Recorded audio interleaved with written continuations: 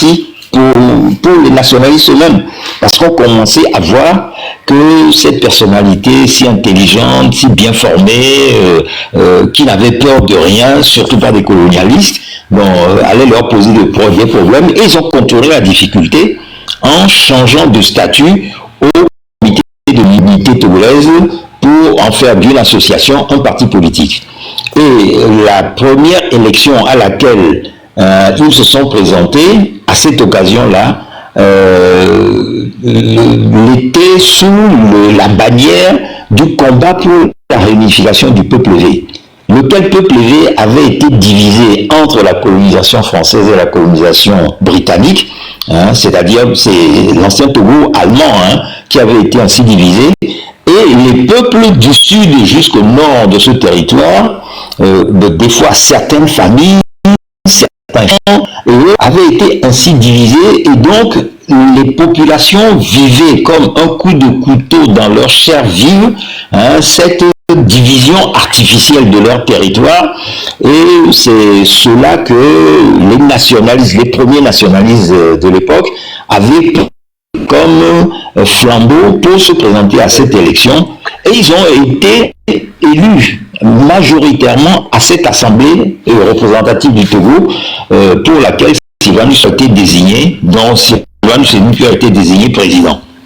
Et pendant son mandat qui va durer pendant 5 ans, puisque les élections ont eu lieu en 1946, de 1946 jusqu'en 1951, eh bien, tout en président aux destinées de cette assemblée représentative, il va continuer d'aller à l'ONU, qui était le pays sous la tutelle de laquelle le Togo était placé. Et je fais bien une différence aujourd'hui entre le fait que le Togo n'a jamais été une colonie française, mais un territoire sous tutelle de l'ONU, placé sous administration, et tous les Togolais doivent le saisir véritablement pour démontrer à tous ceux qui vont croire que nous avons toujours été avec les Français, donc ils peuvent faire de nous ce qu'ils veulent, qu'en aucun cas cela n'a jamais été. Et donc le nationalisme sourcilleux des Togolais tire son origine de ce fait qu'ils n'ont pas été une colonie française comme l'ont été d'autres territoires, comme la Côte d'Ivoire, le Dahomey de l'époque, le Sénégal, etc., etc., etc. Bon, donc, la manière brillante dont Sylvanus va avoir dirigé cette première assemblée va emmener les colons à se lever contre lui et à manœuvrer pour non seulement faire perdre au culte la majorité qu'il détenait à l'Assemblée représentative du Togo, mais surtout évincer Sylvanus de la présidence de cette assemblée représentative, puisque non seulement ils avaient très fortement affaire à lui au niveau local, au niveau de l'assemblée représentative, mais lorsqu'ils allaient le rencontrer à l'ONU, l'Olympio ne leur laissait pas de temps.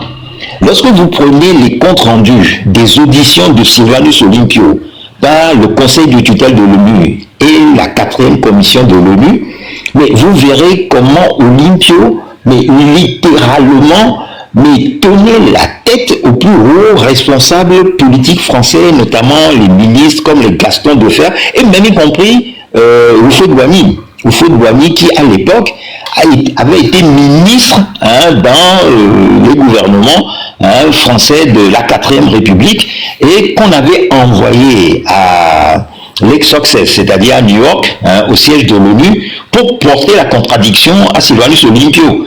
Mais vous avez des repartis où Sylvanus Olympio lui a répondu du tac au tac, un grand responsable politique qui a été ministre de l'Intérieur en France pendant de longues années, Gaston Defferre, mais a également croisé le fer avec Sylvanus Olympio. Et Sylvanus Olympio ne s'est pas laissé démonter par eux, il leur rentrait dedans, leur disait leurs 4 vérités.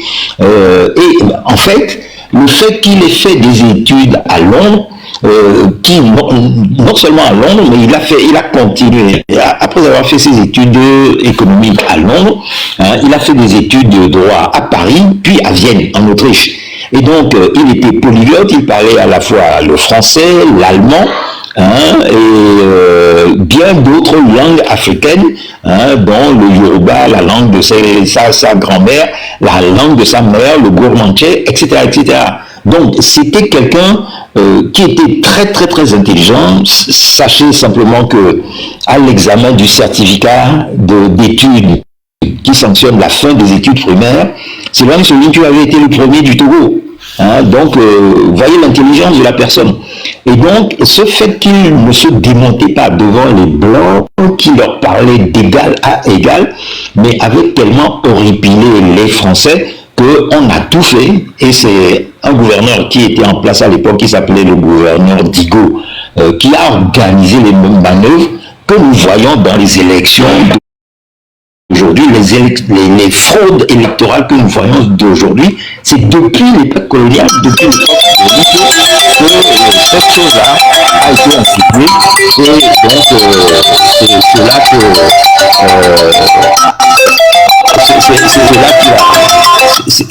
c'est cela qui l'a combattu. Et donc, bon, c'est ainsi qu'il a perdu la présidence de l'Assemblée avec son parti. Ils sont restés au début pour suivre le jeu démocratique, mais la grossièreté des manipulations du colonialisme français vont faire en sorte que le CUT, en tant que parti, va systématiquement refuser de participer aux élections des années 1952 jusqu'en 1958. Bon, à une toute première élection en 1952, Olympio présentera sa candidature, sera élu à titre personnel, mais pas en tant que candidat du CUT. Et les autres fois, puisqu'il y a eu beaucoup de réformes dans cette période-là, eh bien, ils ne seront plus présents à l'Assemblée. Un fait extrêmement important à signaler, c'est qu'en 1955, le fait de leur avoir retiré leur place à l'Assemblée nationale, à l'Assemblée représentative du Togo, ne suffisant pas, on a monté le gouverneur Digo, puis a monté une machination contre lui, bon, pour, disons, lui faire perdre ses droits civiques. Comment? Parce que lorsqu'il avait travaillé pour le groupe Uni Le Vert, vous savez qu'il avait spectaculairement démissionné du groupe Uni Le Vert. Ça aussi, c'est quelque chose qu'il faut indiquer pour montrer son farouche nationalisme.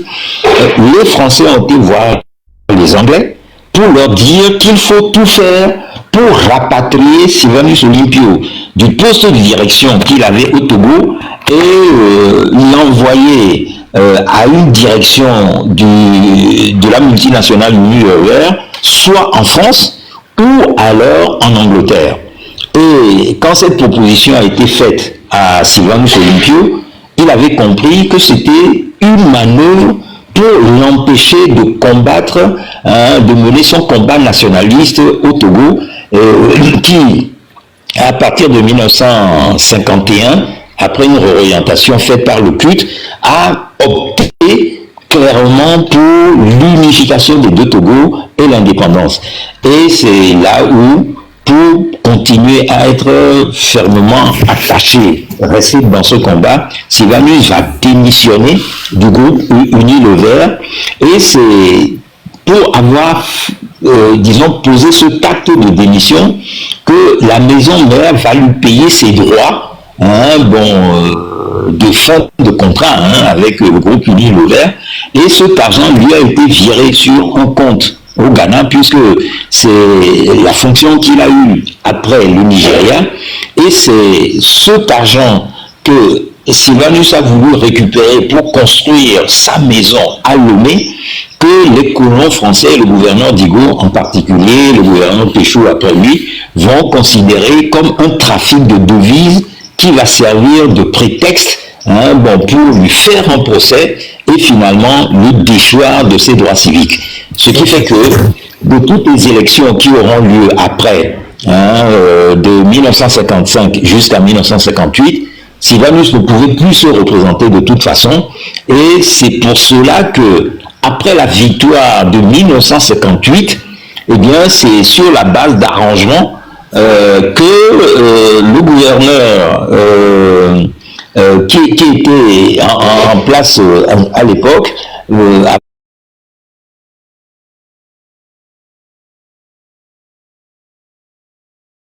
avait fini par comprendre qu'il n'y avait personne d'autre à désigner comme Premier ministre dans l'histoire du Togo que Sylvanus Olympio. Parce que dans une première tentative... Expliquez les conditions de participation à cette sélection de 58. Par qui elle a été organisée et sous quelles conditions on a participé, s'il te plaît. Oui, j'en viens. Mais monsieur Amega, une minute. Monsieur Garba, j'aimerais que vous nous... Ce qu'on va faire, vous nous rappelez le programme de Sylvanus pour demain. À partir de ce soir jusqu'à demain, et puis on va revenir sur pourquoi on annonce le programme. Comme ça te permettra de respirer et puis de nous la faire courte pour rentrer vraiment dans les enjeux, d'expliquer comment il a été assassiné et tout, etc. Merci. Merci. Demain, très tôt le matin, on a été inspiré effectivement par nos frères également de M66, c'est que dans tout le Togo, ou dans toute la diaspora, dans tout le monde entier, comme vous commencez à le voir sur les réseaux, il faut allumer une bougie. Chez vous, devant votre portail, devant votre porte, allumez une bougie pour qu'on soit en communauté de prière avec Sylvanus Olympio. Ce grand homme, ce père de la nation qui est parti. C'est la première action qu'on demande à tous les Togolais. Vous devez de penser à cette journée, vous devez de penser à cet homme, vous devez de penser à ce pourquoi nous nous battons et ce qu'il nous a laissé comme héritage, de re-rentrer dans sa mémoire, de prier pour lui, de lui demander pardon parce que ça fait 63 ans qu'on n'a pas pu, jusqu'à la date d'aujourd'hui, réparer ce crime. Réparer ce crime. Donc ça, c'est un devoir pour nous tous de comprendre ce pourquoi on se bat et de réfléchir quand cette bougie va brûler, va aller au ciel, de réfléchir de qu'est-ce qu'on peut faire pour effectivement continuer cette lutte que Claude Ameganvi est en train de nous raconter par à travers l'histoire de Sylvanus Olympio. Deuxièmement, nous avons deux actions. On va tous à Agoué à partir de 12h. Pour les gens qui peuvent aller à Agoué sur la tombe de Sylvanus Olympio, du père de la nation, nous avons la société civile, les indépendants, les Togolais qui le peuvent, d'aller autour de sa tombe au cimetière catholique d'Agoué pour aller prier, déposer une gerbe. Et il y a une manifestation, il y a vraiment là-bas, la plupart des gens pourront effectivement réfléchir, prier et puis faire les communications, les discours, les messages qui sont nécessaires pour la lutte qu'on est en train de faire, hein, et que il faudrait qu'on aille au bout de cette lutte. Monsieur Garba, quand vous dites, 2 secondes, quand vous dites l'église catholique d'Agoué, il faut vraiment nous situer parce qu'Agoué, on a beaucoup de localités qui s'appellent Agoué. C'est au cimetière catholique d'Agoué, voilà. C'est au cimetière catholique. D'Agoué à Djigo, hein. Agoué à Djigo, hein, dans le Bénin. Exactement, c'est ça que tu essaies de voilà. Voilà, donc c'est au cimetière catholique d'Agoué à Djigo, au Bénin. Donc pour certains arriveront du Bénin, pour d'autres traverseront la frontière. Mais soyez nombreux là-bas, on vous y attend. Toute l'équipe de Sylvanus Olympio Forever s'est organisée pour accueillir les gens qui ont envie effectivement de rendre hommage au père de la nation et au père de l'indépendance togolaise. Ouais. Mais donc, toute la journée. 2 secondes, monsieur Gaba. Pour le capituler, demain, à partir de 11h, vous avez dit, ils disent... de midi. Voilà. Ok, à l'église catholique d'Agoué Djigo. Pas Agoué voilà, le cimetière catholique, voilà. Pas Agoué de Lomé, Agoué Djigo. Non, Agoué Djigo, ouais. Quand vous franchissez la frontière Bénin-Togo, juste en même temps, vous allez voir, il paraît que c'est l'école, c'est l'église catholique. Il paraît que le cimetière est dans l'église. Donc ne vous attendez pas à voir le cimetière en même temps au bord de la route. Il faut vraiment aller dans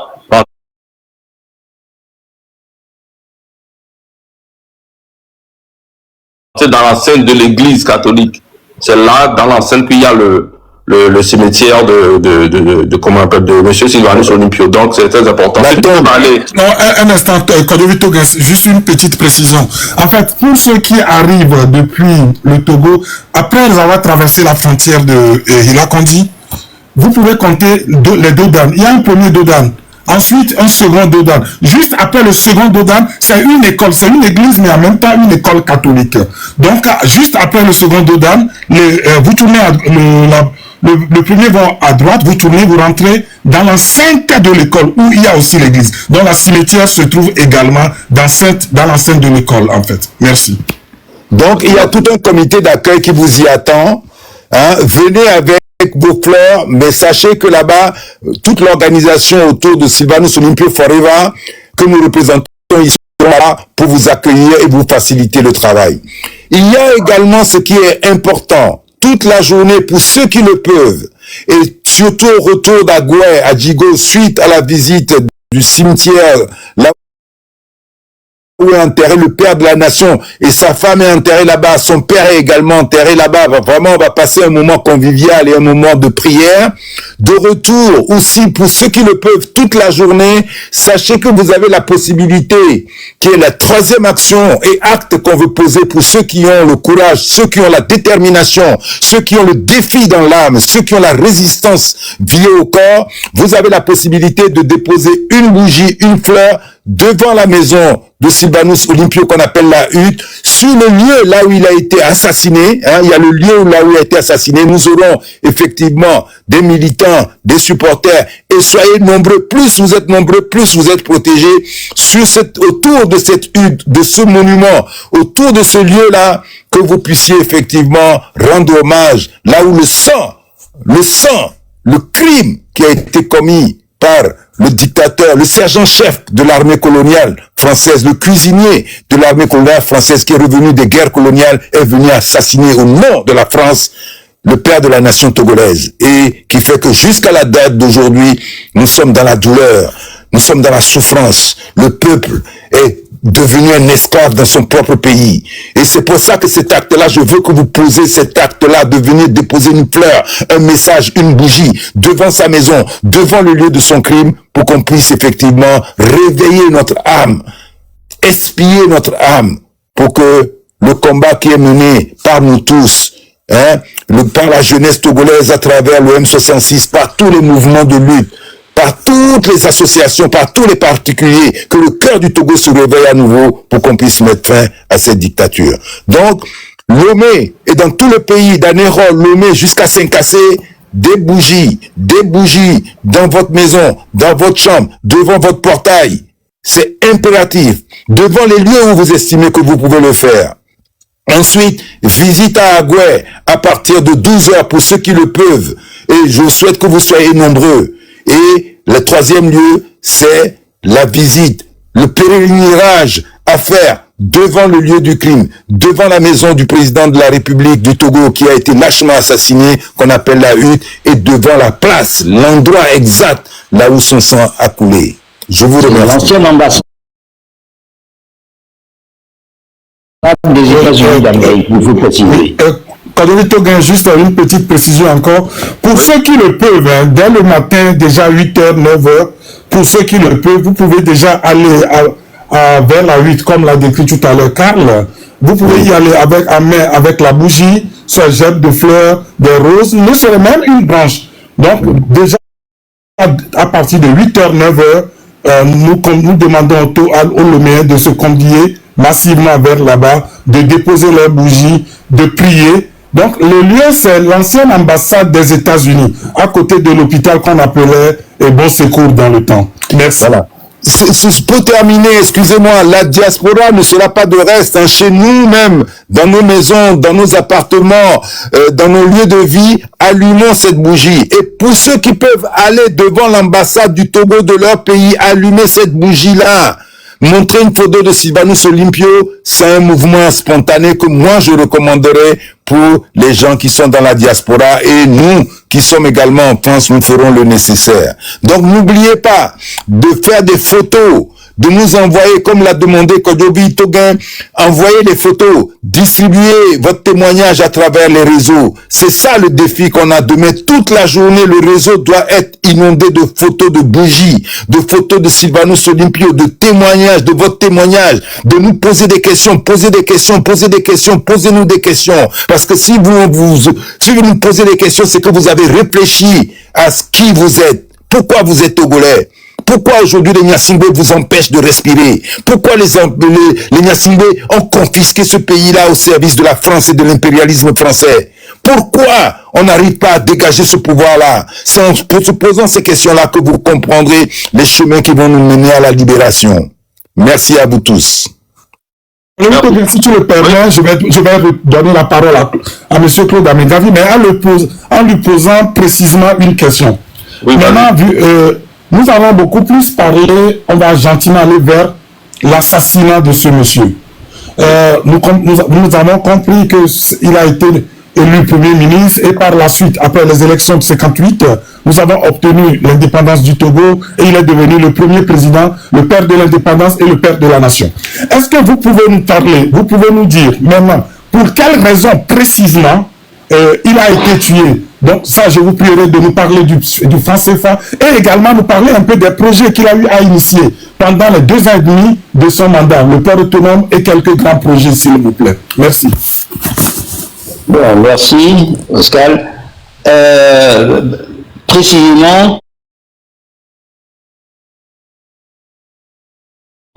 un mois, presque jour pour jour, avant cette date fatidique du 13 janvier 1963, c'est-à-dire à la date du 12 décembre 1962, Sylvanus Olympio promulguait la loi portant création de la Banque centrale du Togo et approuvant ses statuts. Et donc, dans cette loi, était défini également le franc togolais.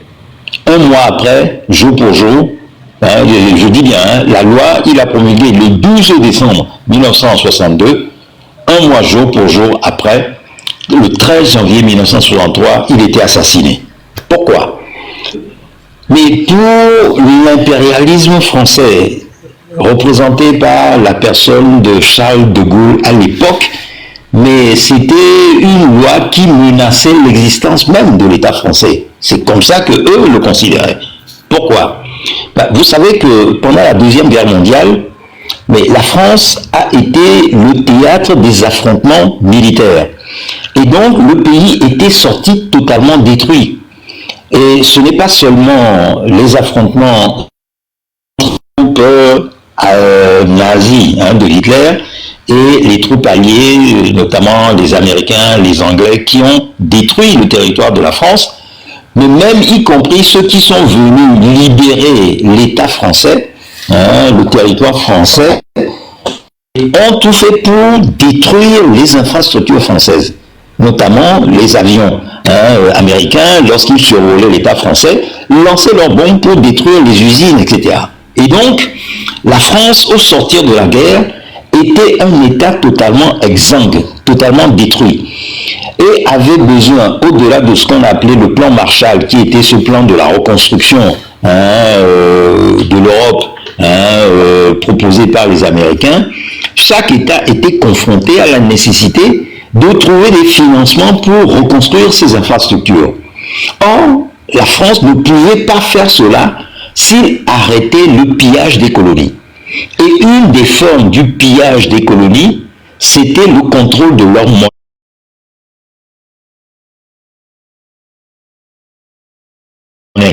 Puisque c'est à travers la monnaie que tout se négocie. Et vous savez que à l'accession des pays à l'indépendance, le gouvernement français proposait un protocole de coopération aux chefs d'État nouvellement ayant nouvellement accédé au pouvoir. Claude, tu me permets. Attends, 30 secondes, tu me permets. Si tu sautes l'épopée qui a amené à l'indépendance et comment s'est passée la guerre d'indépendance et les contraintes qu'on a eues pour avoir l'indépendance et ce qu'on a dû payer pour avoir l'indépendance, on aura du mal à comprendre le franc CFA. Excuse-moi, c'est une interrogation et c'est une demande qui remonte parce que des gens trouvent qu'on a sauté des passages. J'ai fini. Bon. Ok, merci. Donc vous voyez, c'est un peu difficile l'exercice parce que j'avais prévu justement dans mon développement précédent d'expliquer tout cela fidèlement avant d'en arriver à ce point, mais comme il a fallu faire court et aller à l'essentiel, bon, j'ai bien évidemment voulu sauter des étapes pour en venir à cette question qui a été posée précisément par Oscar. Mais peu importe, on va essayer de s'en sortir et de s'en sortir assez bien. Bon, je termine ma présentation pour revenir à ce que Karl a dit pour bien l'expliquer après. Et donc, l'État français avait besoin du pillage de ces colonies à travers leur monnaie, puisque c'est la monnaie qui permet de tout acheter. Et donc, tous les États nouvellement indépendants avaient été obligés par l'État français de déposer une partie de leur devise au trésor français et ils ne pouvaient en utiliser que la moitié pour leurs propres besoins. Et tout le reste servait visiblement, bien évidemment, à la reconstruction de l'État français. Bon, donc c'est cela qui s'est passé. Et donc c'est contre cela que Olympio, qui lui est plutôt de tradition anglo-saxonne parce qu'ayant fait ses études à Londres et ayant vu toutes les anciennes colonies britanniques créer leur monnaie à leur accession à l'indépendance, lesquelles monnaies avaient fusionné avec la monnaie britannique, la livre sterling, dans des accords de coopération gagnant-gagnant entre les parties. Cela, l'État français ne pouvait pas le concevoir parce que ça mettait à égalité, sous une certaine forme relative d'égalité, les États nouvellement indépendants et l'ancienne tutrice coloniale. Or, la France, elle, avait besoin de vassaliser totalement le nouveau pouvoir qui était là. Et donc, le fait que Sylvanus Olympio ait cherché à soustraire l'économie togolaise du contrôle de l'État français, c'est ça qui est le crime impardonnable que l'État français, c'est pour cela que l'État français lui en a voulu.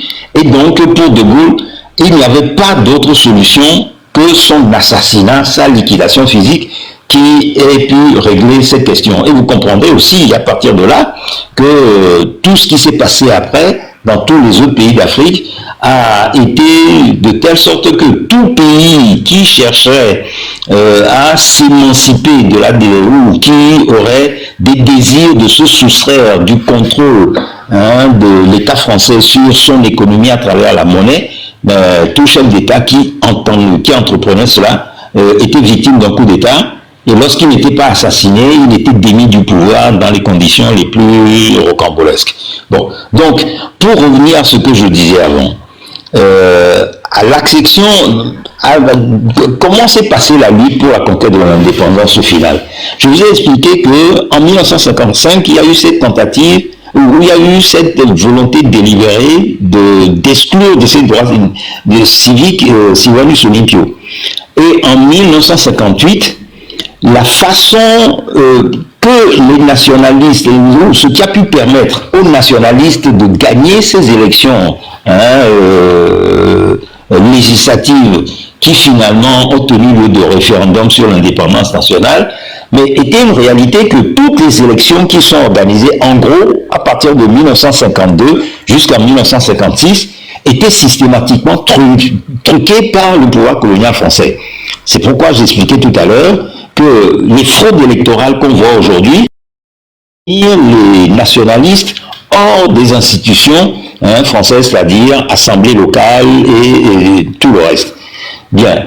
Et à chaque fois que ces fraudes avaient lieu, les nationalistes, et en particulier Sylvanus Olympio et les autres, notamment Maître Anani Santos de la Juventus, mais des autres partis nationalistes également, allaient à l'ONU dénoncer systématiquement ces fraudes et exiger que l'ONU envoie une commission pour superviser l'organisation des élections. À force d'insister et d'insister là-dessus, ils finiront par obtenir que, après de catastrophiques élections qui ont eu lieu en 1956 et qui ont institué une république autonome du Togo, pour faire pièce l'accession du Togo à la souveraineté internationale, c'est-à-dire à son indépendance, alors que le Ghana, en 1957, accédait ou marchait vers la proclamation de son indépendance. C'est cela qui a poussé les Français à chercher à inventer ce nouveau statut de République autonome du Togo, pour lequel ils ont organisé une nouvelle mascarade électorale sous la forme d'un plébiscite pour adopter par voie référendaire le nouveau statut par lequel ils ont créé cette République autonome du Togo. Les nationalistes, en allant le contester très fortement à l'ONU, vont obtenir de l'ONU que de nouvelles élections soient organisées au Togo, qui puissent permettre aux Togolais d'avoir le contrôle sur leurs institutions. Et au final, l'ONU va accepter d'envoyer une mission de supervision de ces élections, dirigée par le haïtien Max Doxenville, et c'est lui qui va venir avec toute une équipe au Togo qui va être disséminée sur tous les territoires.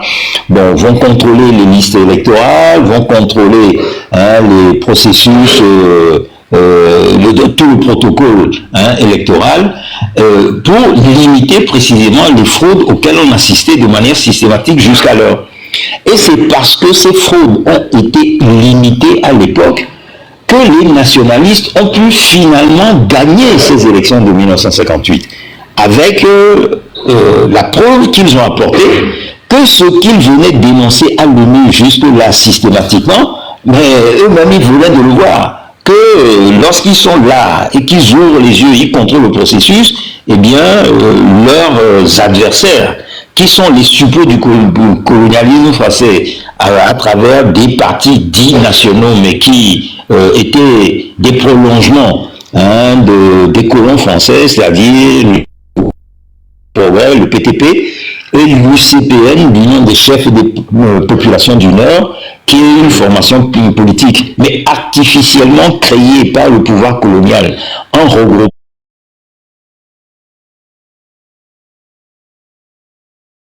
les chefs du Nord qui étaient réfractaires à toute idée de civilisation dans le nord du pays. Songez même qu'au début, ils refusaient même qu'on construise des écoles dans le nord du pays, à partir de Sokodé jusqu'au Grand Nord. Et donc, il a fallu batailler fermement contre cela avant que ne soit acceptée l'idée de la création des écoles à l'intérieur, dans ces zones reculées du septentrion du pays.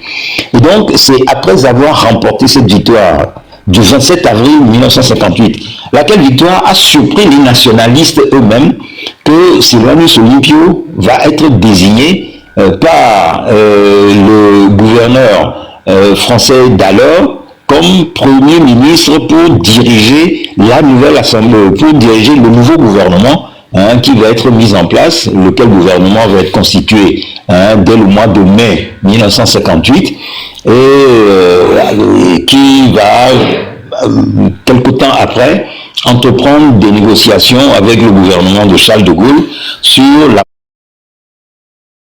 procédure d'accession du Togo à l'indépendance 2 années après, Sylvanus Olympio estimant que pour un grand événement de la sorte, il n'y avait pas suffisamment d'infrastructures au Togo pour que cette célébration soit faite dans la dignité, mais aussi et surtout, c'était un délai qui s'était imparti pour que les nationalistes puissent prendre le contrôle des institutions avant la proclamation de l'indépendance, pour que, une fois les rênes du pays dans leurs mains, il n'est pas, le contrôle de ces institutions-là ne puisse pas leur échapper. Et donc, il va prendre ces 2 années pour préparer la proclamation de l'indépendance, en construisant des routes, en construisant l'hôtel Le Bénin, qui n'existait pas à l'époque, en construisant surtout un monument, le monument de la place de l'indépendance, qui matérialise cette indépendance